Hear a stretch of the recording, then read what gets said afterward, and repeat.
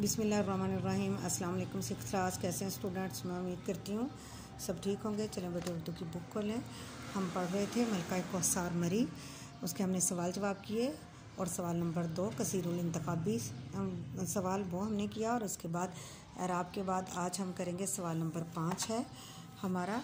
सवाल नंबर 5 में है दरअसल तराकीब व मुहावरात को जुमलों में इस तरह इस्तेमाल करें कि इनका मफ़हूम वाज़ेह हो जाए।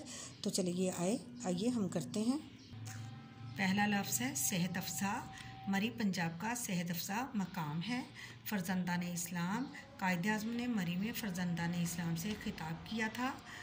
अगला है हमारा काबिल दीद। मरी के नज़ारे काबिल दीद हैं। उसके बाद अगला है जानिसार। हम कभी भी अपने मुल्क के लिए कभी भी अपने मुल्क के लिए जानिसार करने से दुरेग नहीं करेंगे। तो इसके बाद है हमारा सवाल नंबर 10, कालम मिलाएंगे हम। तो पहला ये हमारा दुरुस्त कालम है। मरी क्या है? तारीख़ी मुकाम है।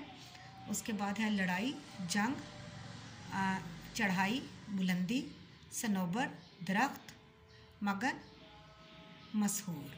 तो बेटे ये हमारे आज का काम मुकम्मल हुआ और इंशाल्लाह अगले दिन जो है हम अपना अगला काम करेंगे। ओके जी, अल्लाह हाफिज़।